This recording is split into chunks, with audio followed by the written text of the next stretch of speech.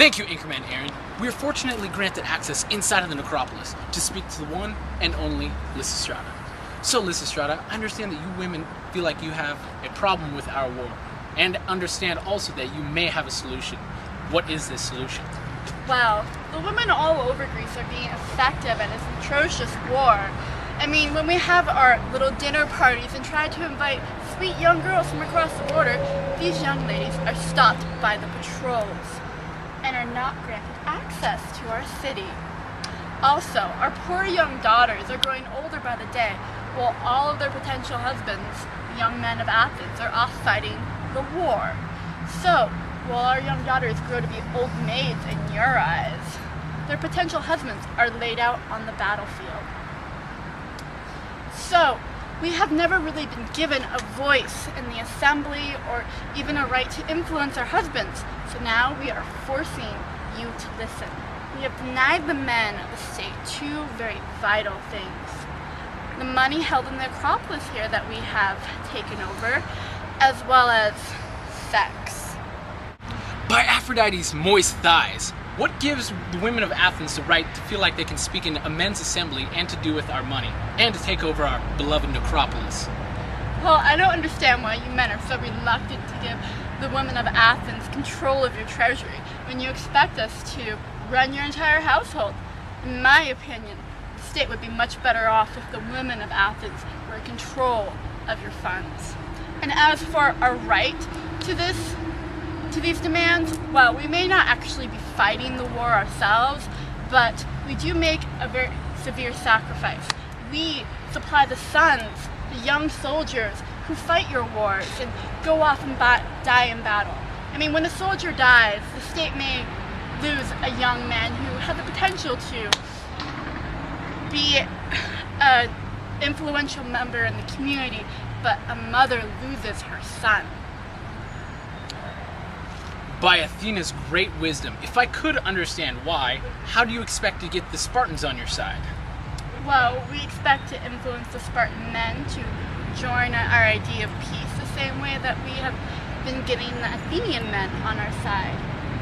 Before we took over the Acropolis, I met with several women from all over Greece and asked them to make an oath to tempt their husbands, but not actually satisfy them. These women have then made a promise to go home and spread the word to have all women refuse to lay with their husbands in hopes of being able to find peace to this horrible war. So, Lysistrata, it seems like you've got everything figured out. I guess we'll just have to wait and see if her plan unfolds. Well, I certainly hope so. We have had a few problems.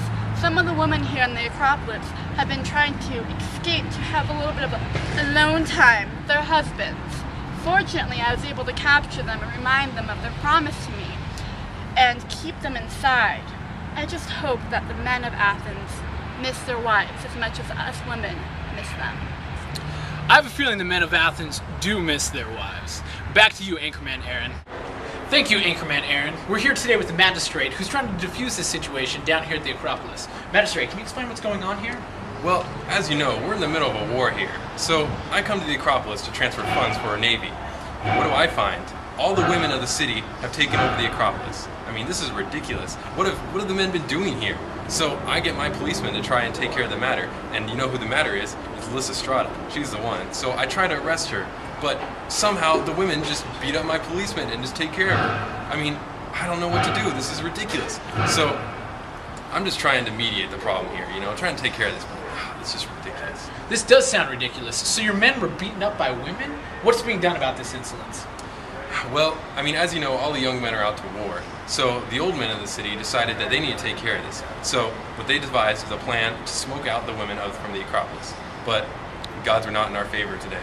And the smoke would not spread, for one. And for another, the women were already prepared, and they just doused it with gallons of water, just destroying the fire, and then they have the nerve to soak us. I mean, this is ridiculous. So the women are just making these ridiculous demands. I'm just like, of peace in the war and being able to budget the city and the affairs of the city. I mean, this is ridiculous. Women don't know, they're so naive. They don't know anything about war or budgeting. I mean, this is preposterous. And so now they've left their households in disarray. There's nothing done with the households. Who's going to take care of the children? Who's going to do the cooking? Who's going to do the chores? I mean, men, we can't do that. We have to do things that men do. Women have to do things that women do. This is ridiculous. By Zeus's cock, that's ridiculous. It is ridiculous, and it's actually really insulting. You know what the worst of it is? They are denying to lay with us until this matter is resolved. Consequently, this has left us in a rather bad state of affairs. Very rigid. Yes, a very rigid state of affairs. So, I mean, just for an example, I saw Canisius walking up to the Acropolis in a very apparent state of discomfort. So he goes up to the Acropolis, pleading for his wife to come out and relieve him of this discomfort. So she comes out and she decides that she's just going to tease him up to no avail. And then she just leaves him. Leaves him there in a very rigid like a tree. I just don't know. Just now, I've heard news that a herald from Sparta has actually just entered our city. Is Sparta in the same state of affairs that we're in? No, I don't know, but I'm going to have to go and discuss some things with him. But we might have to discuss resolving this conflict because this is very hard evidence to go against us. God forbid. Thank you, Magistrate. Obviously now you can see what's been going on down here. Back to you, Aaron.